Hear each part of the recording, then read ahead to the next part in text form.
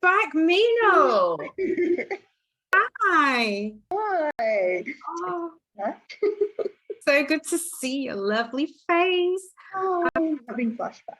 Yeah, having flashbacks, I bet. Yeah. So Bhavna couldn't be with us, so Meenal stepping in. Mm-hmm. Thank you. Yeah. Thank you for coming back to have a chat. No problems. I've missed our little chats. Me too. Me too. Mostly I've missed hanging out with you. Yeah. Oh, bless. So as you see on my screen, I always put she, her. I just do now. And so when I suggested that to you and you did it, you said, oh, you feel it's weird. Well, to me, like when it first started, I got like, they were like, oh, if you do it, then it's a sign of being inclusive, for other people who do it. And I was like, oh yeah, fair enough. But then as time went on and the debate got a lot more, and to be honest, I don't think it's most trans people. I really don't. I think it's a subset of trans people who are trying to redefine sort of womanhood a little bit, by taking away terms like, oh, you can't call it motherhood and you can't. And again, it's a very tiny subset of people. And, that is something I don't agree with, but it sort of made me think of more of, I don't mind that anybody else does it. Obviously, everybody should be allowed to say that I want to be called she, her, or they, them, or, whatever the case may be. But I thought for myself, I didn't really want to have to do it because I've always been a, she, her, so for me, I don't know, it just felt a bit strange to have to, say it again because it wasn't an issue for me, so yeah, I would still do it. It's not like a hard stance or anything like that. But, feel free to take it off if you don't want to put it on. Yeah. I just found that interesting because somebody commented on YouTube on one of these podcasts. Oh yeah. And on YouTube there's a video, so that's where you see that on our videos we have she, her, or whatever our pronouns are. And somebody, random person, commented, "Oh, how stupid! As if you don't know. As if you need to. Why would you need to label yourself, right?" And I didn't reply, and I kind of wish I had, but then it's like became like, I don't know, it was last year or something. So I just like, I'm not even going to bother now. So I personally feel it's a way to show solidarity for people who are non-binary. Yes, and that would be the reason that I would do it. Yeah, was to show that I'm in support. Definitely. Yeah. So that's the only reason I do it, to show that I have a problem with people who identify as non-binary, and you can't assume that because somebody looks female that they identify as she, her, or if somebody looks male they identify as his, him. Yeah. And they kind of do it because it's a reminder for me as well. Every time I do that, it reminds me, because I'm used to just having binary observations. And the way I remember things, if I want to change my behavior or my thoughts, and the only thing I'm wanting to change is to be aware that not everybody identifies as him, his, she, her. And the way that helps me remember that is to have it in my face all the time, which is to use the pronoun descriptions. And I use Zoom a lot, not just for this. So that's why I use it. Yeah. That's what's important. But yeah, I get there's always dark and light to things, right? Yeah, absolutely. And I don't think it needs to turn into a very, people sometimes have very black and white, and for me, this is not at all like this. It's very gray. I mean, I would do it. It wouldn't be an issue for me. But yeah, I hear a lot of the people, who don't necessarily like the defining of themselves, not so much, anybody else. Yeah. Usually I think there's a lot of people out there who sort of have no issue with supporting other people, but yeah, it's different. But it is, I do get your point of the fact that it serves as a reminder, because yeah, most of the time you can sort of not even have to think about it really in your day-to-day life, that some things are affecting other people very daily in their life. So. That's what I would have written as a reply to this person who commented, because you just reminded me of it. But I think it's okay to not have the same opinion as other people, because we don't. Yes. And that's absolutely fine, totally fine. It's how you react to that opinion. Yes. Like, how does that sit with you? And it depends. It might, if it's a really high priority, and for me, high priorities come to human rights and well-being. That's like my highest priority. So if it's like, all right, I'm going to kill all Black people, I'm going to have a very strong reaction to that. I'm going to kill all Jews, I'm going to kill whoever. I have a very strong reaction to that. But if it's like, I prefer not to identify with pronouns because I am who I am and I don't feel I need to do that, then that's fine. You have your thing, I have my thing. I ain't going to get upset about it. Yeah. Do you know what I mean? Yeah. And I think most people sit in that way, like where they're like, oh, I'm fine with that. Like, it doesn't, I have kind of an opinion, but it doesn't, bother me enough to be a huge deal. And actually, oh my God, we watched this movie and my youngest brother watched it first and he told us, oh, we should go watch it. And on Wednesday night, I watched it with my mom and my other brother. And it was a Bollywood movie and it was so like very Bollywood. Like you can see that they spent like ridiculous amounts of money on set and like the clothes were beautiful and it was just, one of these productions, but the themes were so like kind of deep and I really liked it. God, it was like Rocky and Rani's Prem Kahani or something, but it was like these two sort of people that fell in love that were very much opposites, and the boy came from a very traditional family and the girl came from a very more open family, and then to get their families to accept each other they would move in to each, like swap families and move in, and you see the struggle even with the family that's more open, because the boy is very, like, he's not very smart and he's all about, training, and he's not very cultured and whatever. And you can see their struggle with trying to accept him and stuff. But yeah, it was all about, and the boy does a speech halfway through. He goes, I didn't know that if you were to say, like, because he's been taught since growing up that if you drink too much tea, you become darker.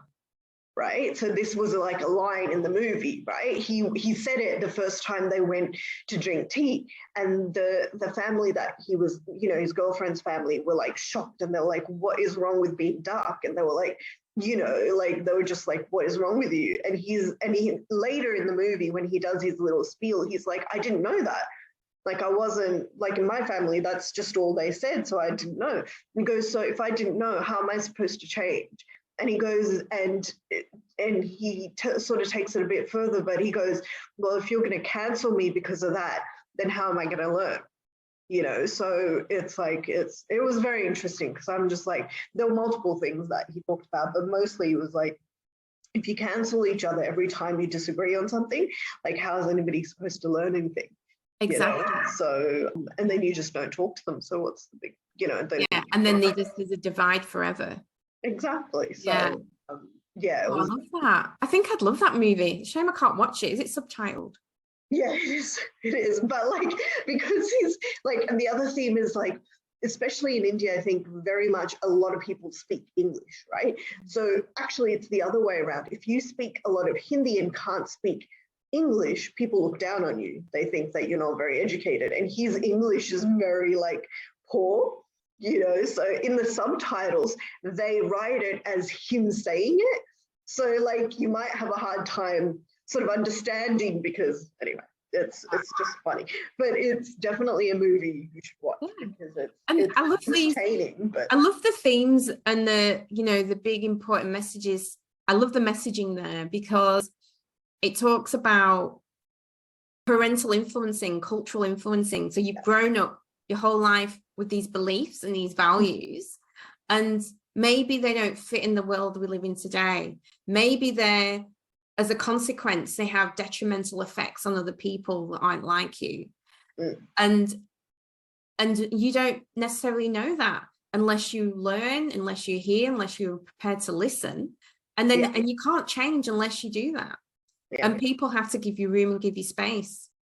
Yeah, exactly. To be able to do that. And so that's why I think twice when I respond to someone with a different opinion to me, because I don't know the shoes that I haven't walked in their shoes. I don't know what life, is, and what their belief. Well, I'm getting an idea of their beliefs and values from what they're saying, but I don't know how they've come there, and I don't necessarily know if they're open to hearing another perspective.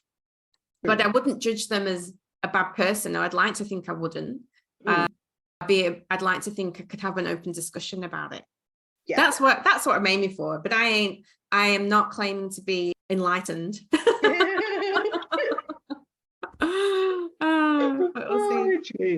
Anyway, yeah, it's really good. I like the idea of that movie. But so we haven't seen you in a while. Anything major to share? I'm changing jobs. Ooh. Yeah, so I'm actually currently on 3 weeks holidays before I start a new job.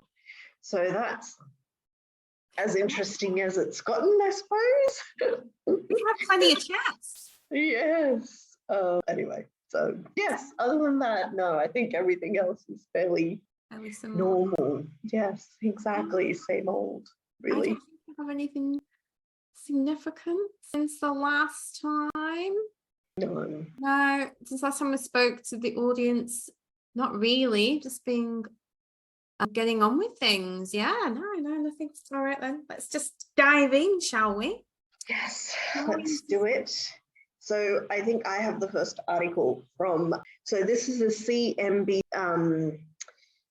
article, and I think the paper's called Make It, and the title reads, resumes including they, them pronouns are more likely to be overlooked, new report finds. And it's written by Ashton Jackson. So, oh wow, how appropriate. This is our first story. Okay. Yes, I know, it turns out, yes, exactly. Interesting. So they write, the author writes, inclusivity shouldn't just be present in the workplace, it should be practiced during the hiring process as well. But unfortunately, non-binary job seekers are facing clear bias during the job search. According to a new report by business.com, a business resource platform, over 80% of non-binary people believe that identifying as a non-binary would hurt their job search. Similarly, 51% believe their gender identity has affected their workplace experience by very or somewhat negatively. Okay. Ryan McGonigal, Director of Industry Research at business.com and author of the report, says the stats show just how much work there is needed around diversity, equity, and inclusivity and belonging in the workplace. I want to go down to what he does say. Companies should clearly outline initiative and timelines for improving diversity, equality, and inclusion in the workplace. On top of that, they should ensure that employees have a sense of belonging. Investing in their efforts can only be positive for companies and team members alike. So they did a phantom resume test. So they sent 2 identical phantom resumes to 180 unique job postings that explicitly open to entry-level candidates, whether or not the inclusion of the gender-neutral pronouns impact how employers perceive resumes. Both featured a gender ambiguous name, such as Taylor Williams, and the only difference between the test and the control resume was the presence of the gender pronouns on the test version. And the report shows that the test resume that included they, them pronouns under the header. So they just did want to point out that she, her, and he, him pronouns were not tested. And they said that the phantom resume, including the pronouns, received 8% less interest than the ones without, and fewer interviews and phone screening invitations. According to the report, over 64% of companies that received these resumes were equal opportunity employers, something that made the results a little more worrisome. The law makes it clear that you cannot base any employment decision, hiring, termination, otherwise, on anyone's gender identity. And it's incredibly disappointing and unethical that many hiring managers in our study would disqualify a candidate for being authentic. So yeah, he goes on to, you know, recommend that obviously workplaces put initiatives in and things like that to be more inclusive. So is there any specifics about the type of initiatives he's on about in that? Let's have a look. Well, employee education and conversations.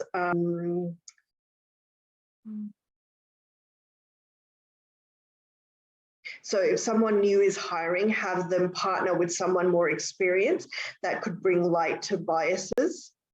You know, put strategies in place to check yourself and hold the team accountable. Yeah, for example, your interview panel should be diverse in order to hold each person accountable for their blind spots. Same to be said with the filtering of resumes. Right. Yeah. Gosh. I just think it would be interesting if you just had resumes with no names, no gender, and you shortlisted, then you invite people to interview. But at the end of the day, it's the hiring manager that makes the decision, and it's really based on their values and beliefs at the end of the day. Exactly. Because, you know, we see this with, you know, ethnic names as well. Like Bhavna talks about how all the time she's got an Indian name, she's Indian heritage, she's British. So she grew up in Britain and with those, and she's adopted those values and the culture, but still retains her culture or parts of the culture, and you know, strongly loves her culture. And how often she walks in the room and opens her mouth, and the look of surprise and sometimes relief is her perception that, you know, she sounds the way she does sound.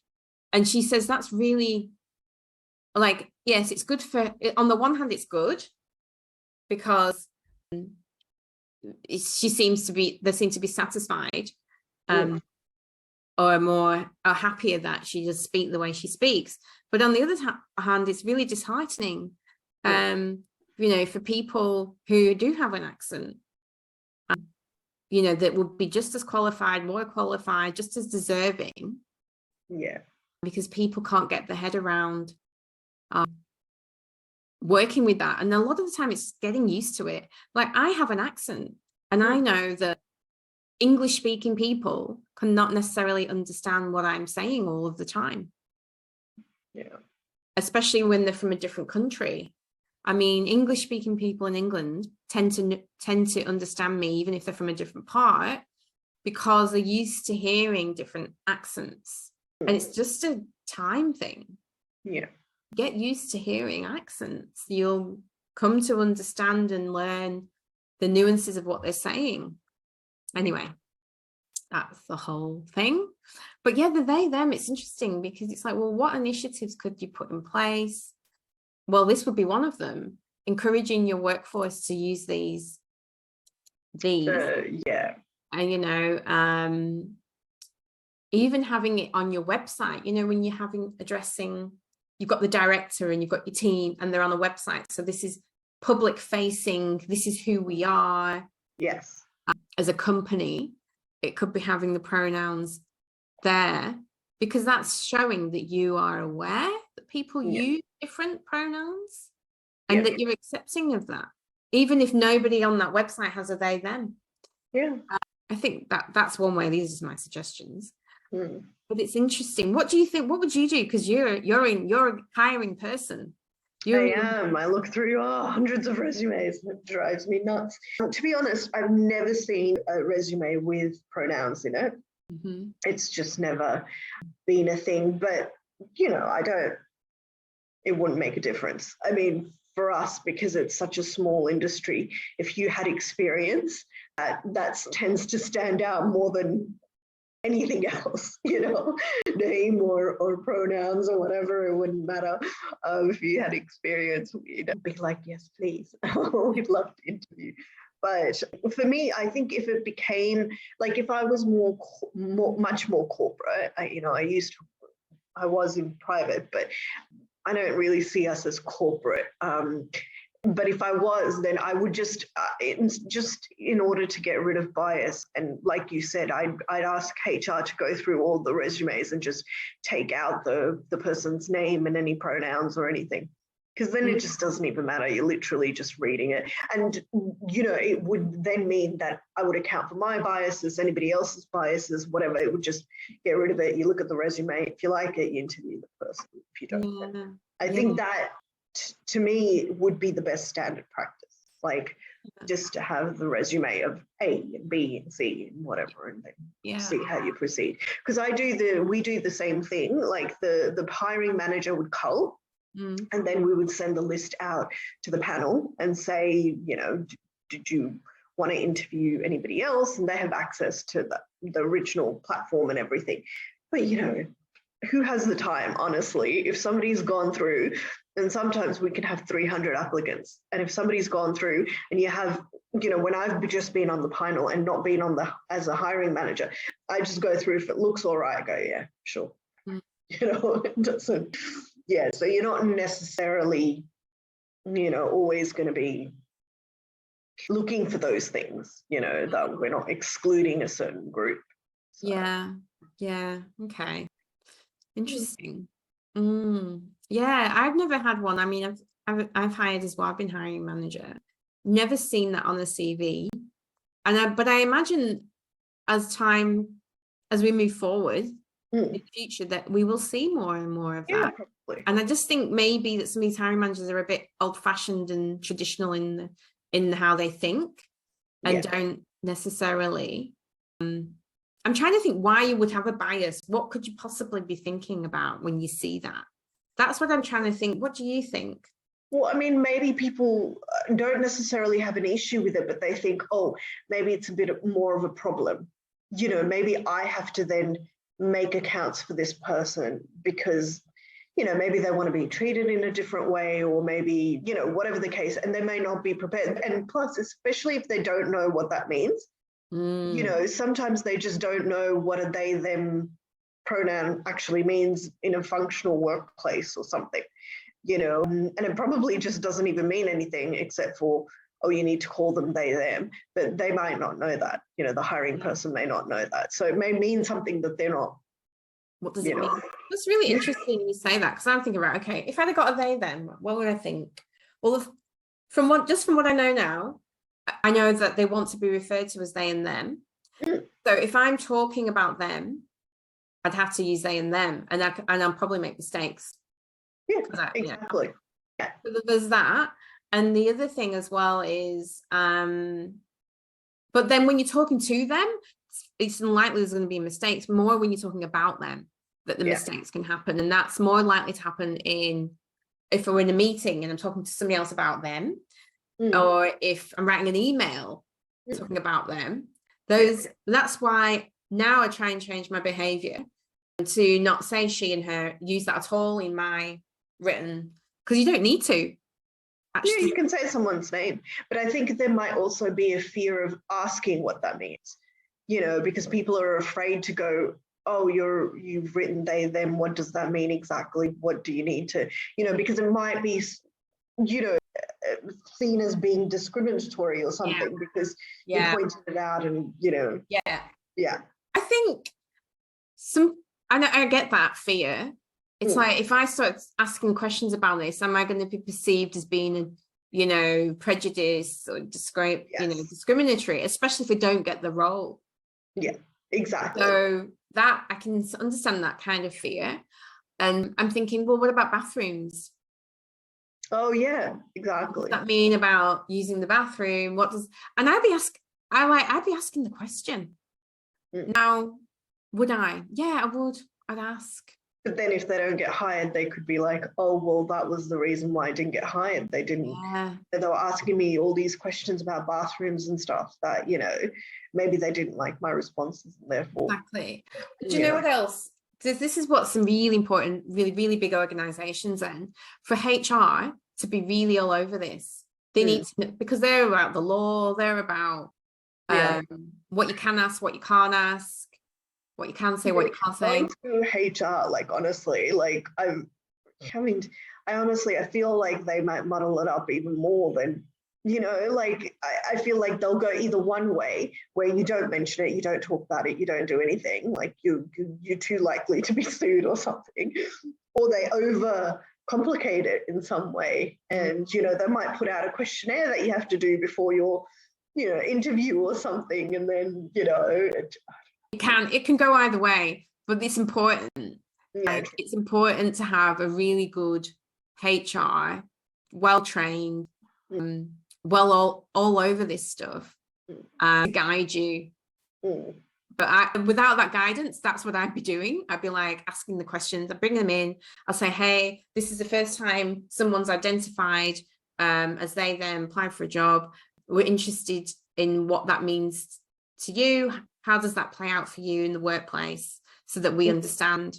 And that I would ask, that would be one of my questions besides all the other stuff, because it's important because we've already learned how she plays out. We've already learned how he plays out, him plays out, but we haven't learned how they then plays out. And maybe it doesn't make any difference, and that's fine. Then they can tell you that.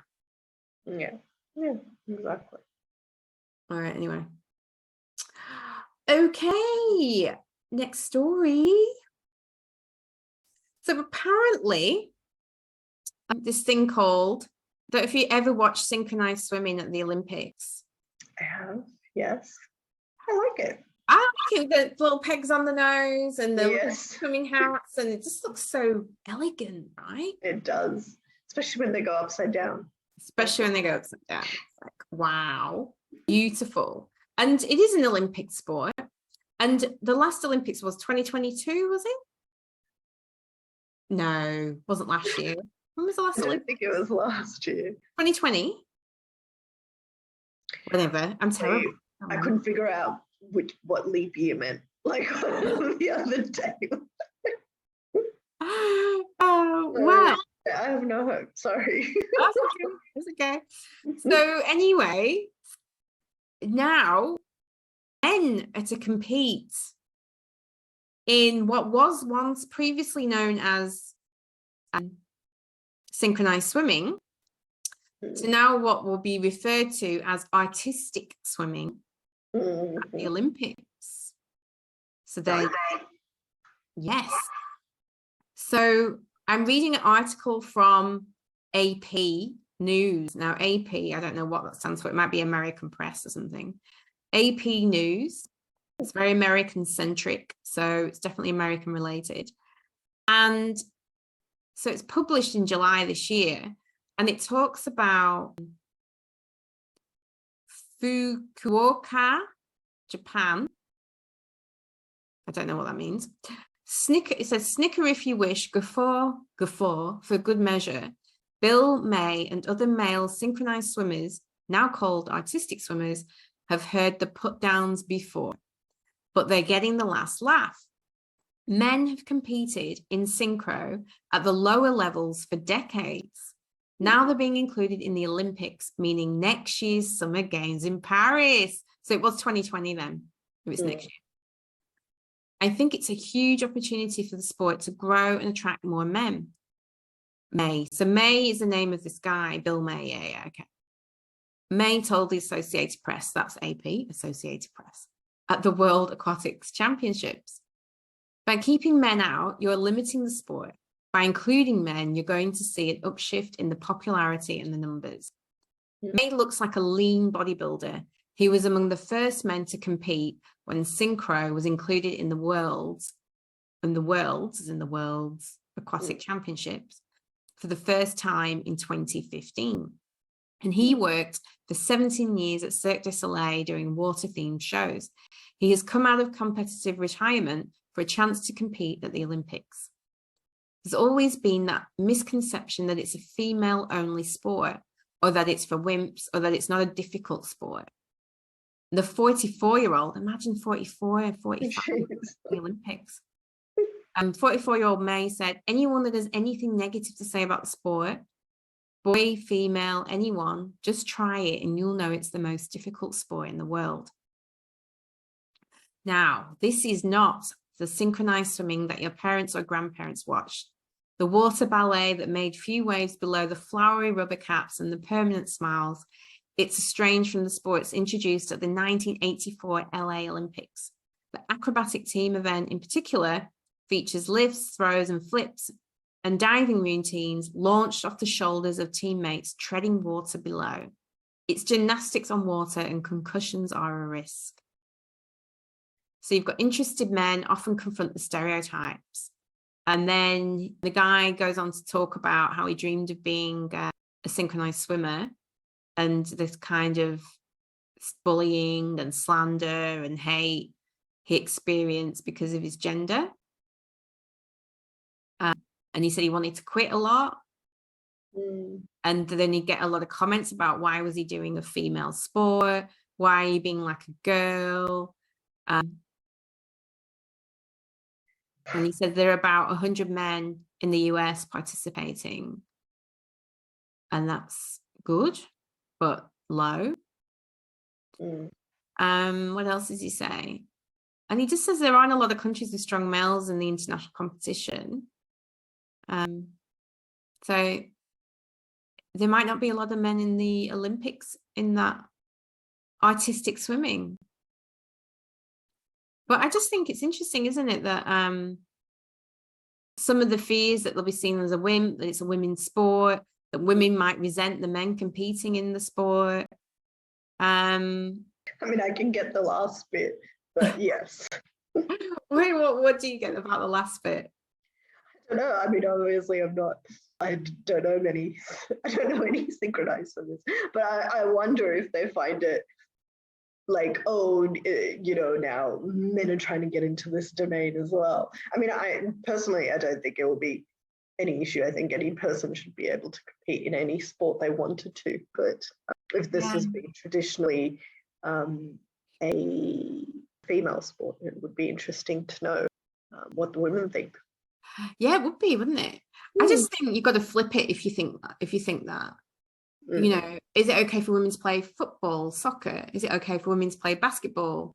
Things that traditionally men. Yeah, but it's not so much for me. I would think that it's not okay for them to play. It's the fact that the teams are mixed. Because women are forced to be in women's teams, right? It's not like they play with the men. Yeah. And that came out recently in an article that I saw with surfing, where they were told that a bunch of female surfers wanted to compete in the competition where there was bigger prize money. And they were told, well, if you want to compete, then you have to register and whatever. And they wouldn't, the organizers wouldn't give the women any allowances. They said, no, I'm sorry, you have to just, if you register, then, I don't know, there was a bit of a mix up. Anyway, so this person got all of her friends to register. So all the registrations were taken up by women, like when it first opened, because she's like, well, if this is the only way they'll make it happen. And so then they opened it up even further so that the men could still compete, even though only women had registered. It seemed a little bit odd. So I don't know. I just feel like sometimes, women are definitely compete in so many different sports, but they're certainly not given the same prize money. They're certainly not paid the same, and they're certainly not allowed to play with the men. I don't know if you'd want to, but right, yeah, that's a good point, Meenal. Whereas if you're a man and you want to do, artistic swimming, it's not like, oh, you have to make up your own team now, because I guarantee women who wanted to play football or basketball, whatever, they then had to go form teams, find the female players who would and I imagine that was quite the uphill battle. But for artistic swimming, men are just joining already female teams. Yeah, and also getting the training, the coaching to get to grow and improve. That's taken Absolutely. years to get, like, you know, got the Women's World Cup here. It's taken years to get to that quality and that level. 100%. And they've had to probably endure so much more. So I think that may be where some people might be a bit resentful, not so much that men are competing. I don't think anybody has an issue with men wanting to compete in the sport. It's that, yet again, if they want to do a sport, and you know, the bullying and whatever is totally unfair, but they just join the female team, whereas, you know, even now that's not happening with women's teams, you know. Yeah, I see your point. I get that. Yeah, I see what you mean. It's like, would women want to join men's teams? That's exactly 100%. I mean, I certainly think they would want to join if it meant that, you know, you get more, you get paid fairly, and you get more recognition, you get better prize money and stuff. Then yeah, why wouldn't you? You know. Yeah, that's right. Yeah, you're right. Good points, Meenal. Welcome back. Yeah, well. Yeah, I didn't think of it that way. So you're right. Like, you know. But in any case, the Olympics have put a limit. The same teams can have a maximum of 8 members and a limit of 2 men. Why do they put a limit? Is that weird? Do they think that the men will compete in only team events at the Olympics, and teams have a maximum of 8 members with a limit of 2 men, which means men might crowd out some women. I don't get that. That's literally what I've just read. How can men crowd out women if there's only 2 men in a team of 2 out of 6? Well, is that why they've put the limit, so they don't crowd them out? Well, that's what I would have thought, but that's not what I just read, is it? It says men will compete in only team events at the Olympics. Teams have a maximum of 8 members with a limit of 2 men, which means men might crowd out some women. I don't get that. But anyway, asked about any acrimony, 2-time American Olympian Anita Alvarez replied, "No, not at all. Alvarez has blacked out twice in the last 2 years while competing and had to be resuscitated. She's been cleared to compete with no diagnosis except physical or mental exhaustion. Holding her breath for too long underwater is also suspected. Men can add some physicality to routines, and their presence could lead to a wider audience. Alvarez also credits May with choreography skills that he picked up with Cirque du Soleil. Having the inclusion of both males and females will make it more open for young boys and young girls to dream of being in the Olympics. Parents wanting to start their kids." All right, yeah, Alvarez says. And they're training 8 hours a day. They're treading water all day. Jeez. And holding your breath, not touching the bottom. I think that's a hard sport in water. Oh my God, it'd be exhausting. Yeah, 100%. It's certainly not. What's that? Is it in the Olympics, the one where they like, you know, push the ball and then they sweep in front of it? Yes. Curling. Yeah. Curling, right. Yes, different categories. But it's interesting. Or golf. Golf. Like. Yeah. Wouldn't it be interesting? Mixed teams, that's another thing. But I mean, either if you're going to have single sex teams, and you've got to pay them the same. And I mean, I had this discussion with Bavna when we were talking about the FIFA Women's World Cup, because that's a big problem. They're not getting paid. They're not getting paid the same. That's a country specific thing in their countries. But I mean, it's, you know, we've got a gender pay gap in lots of countries with the general workforce, and it might be like 10%, 8%, you know, like in those kind of numbers. But with the women's footballers, it was like thousands of percent. It's what you call taking the piss. Yeah. Thousands of percent. And the prize money, FIFA could give them the same prize money. Yeah. Or FIFA, because Joe wants to slap me every time I say it wrong. Yes. Joe is our mutual friend, very, very into sports and knows a lot about sports. And when I say get something wrong, she gives me the look. Yes. So I can't tell you how many times I said FIFA, and she's like, "It's not FIFA, it's FIFA." Could pay them the same money. They got the money. Yeah, they got the money, honey. Yeah, and aside from the money, they don't even get the same brand deals. They don't get, Yeah, and that was what Babna said. Well, they don't get the same sponsorships, and I was like, that's true, and hopefully it's getting better now and this year and moving forward. But it doesn't matter. If FIFA have money, they could still. They get percentages. They get cuts of everybody playing football, so they have the money. If they want to pay them. Yeah, 100%. They could. Anyway, interesting. Mixed teams. I wonder how that would work. How would that go? I think it would be interesting. Is that the next, or maybe they just need to have another level that is mixed teams? Like you can have male, female, and then mixed, and they should be a professional team. Yeah, because they do it in tennis. You do mixed doubles all the time. That's true. So why wouldn't you You should have a mixed. Yeah, they should have a mixed competition in every single sport. That would be interesting. Yeah, except for the rugby. I mean, rugby. Because I'm just like, I do rugby. I don't know. Wasn't there that guy who used to stick his finger up people's bums and like bite people in the ear and stuff? Like, I don't know. It just seems so stupid. Anyway, girls doing the same thing. Would there really? No, I don't think so. You never know. I don't know. I don't. Doesn't sound like fun to me, though. Yes, exactly. I just can't. Yeah. No, it doesn't sound like fun. All right. Okay. No. Moving on then. I think it's time for a what would you do? Oh yeah. So I have a scenario for you. So this happened to a friend of mine, actually.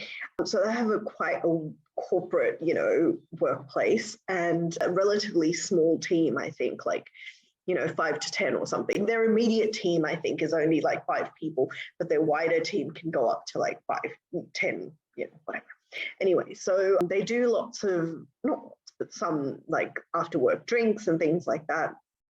And the team is diverse. So you've got, although less women, but they do, whenever they go out, it's like they don't account for that diversity, it seems, because there's one Muslim team member and 2 Hindu team members who, so obviously these Hindus are vegetarian, and then obviously the Muslim team member needs halal food, and they never account for this, the vegetarian or halal, especially when they go out to places like bars and things. They tend to have like those charcuterie boards that don't really, these guys end up not having food. And then, recently they went to a boss's house for a get together, and the boss ordered pizza. And there were the rest, weirdly, only pepperoni with 1 vegetarian, and just, which was nothing. And then they reordered, I think, more food. And again, it was only pepperoni pizza. So it's just, in this case, what would you do?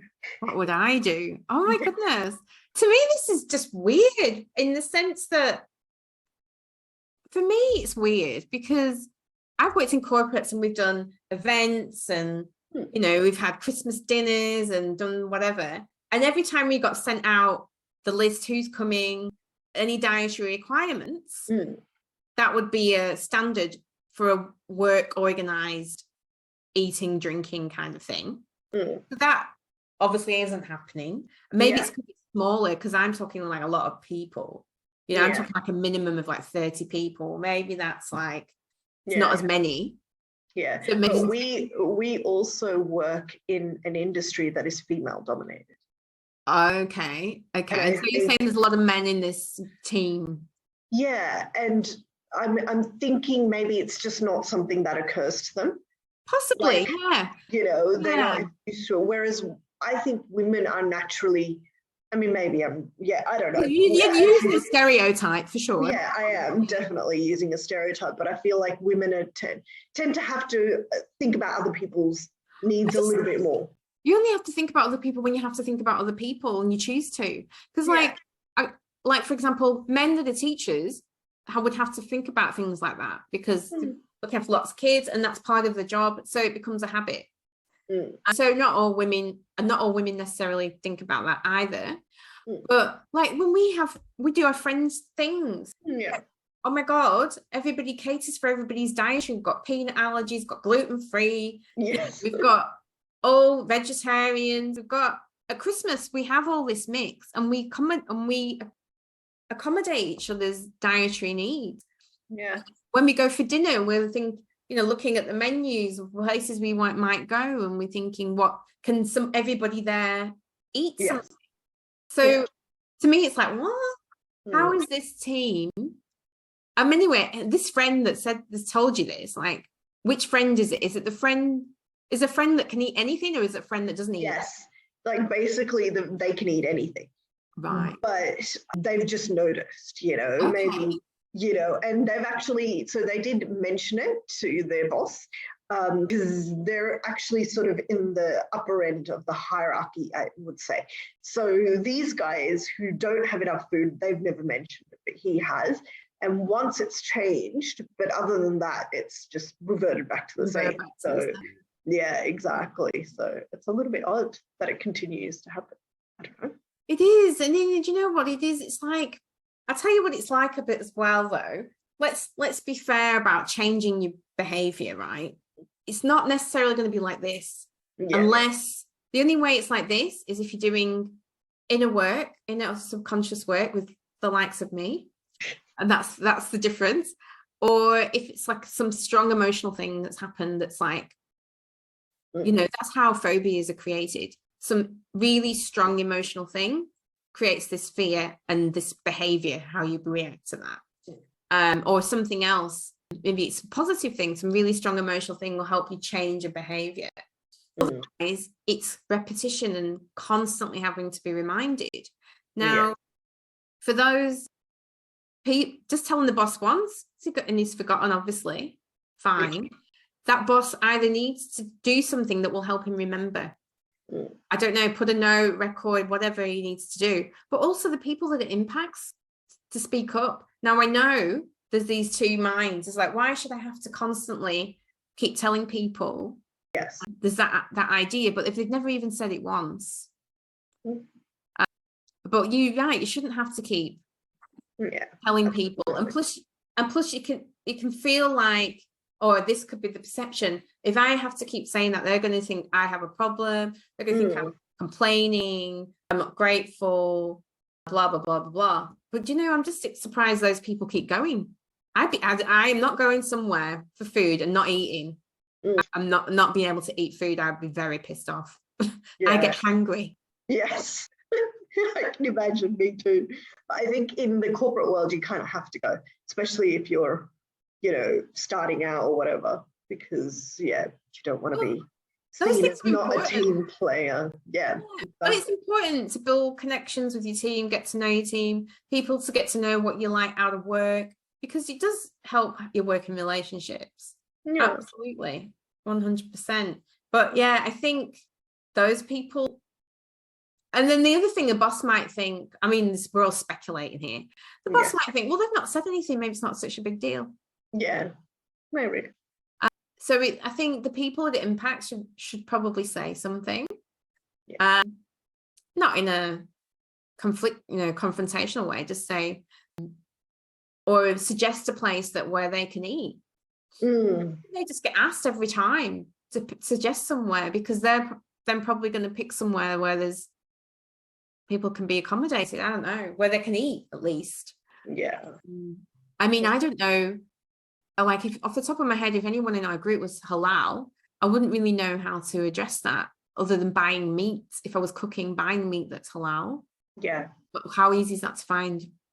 It's fairly easy. One of our friends, the first time I moved in, I think she came over. You might have come over as well, but the butcher down the road happens to be halal. So so I made sure I went to that butcher and got halal meat.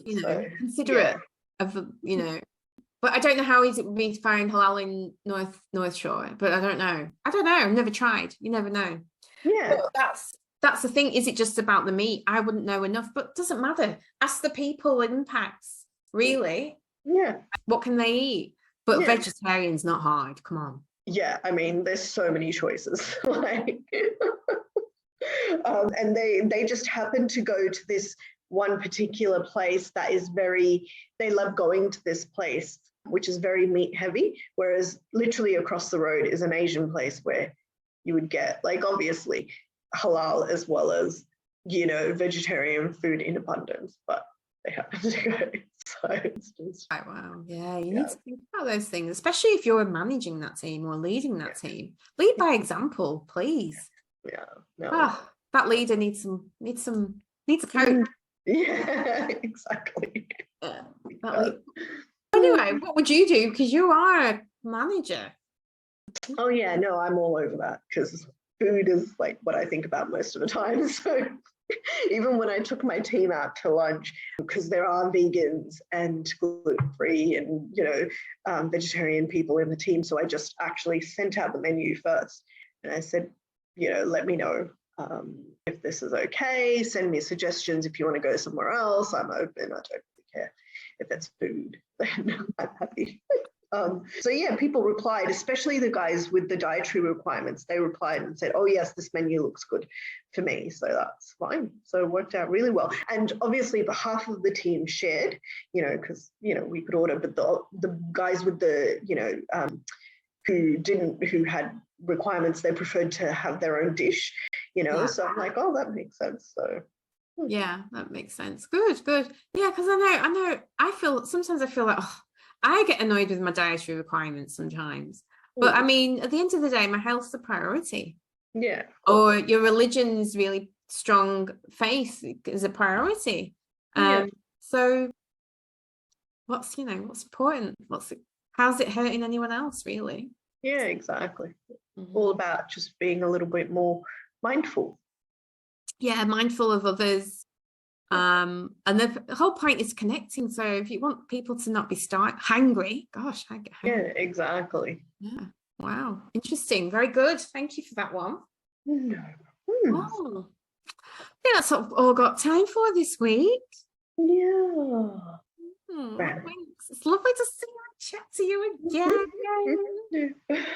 That's good. Good to have you here. All right, well, I'll maybe speak to you again very soon. Maybe. Bye for now then.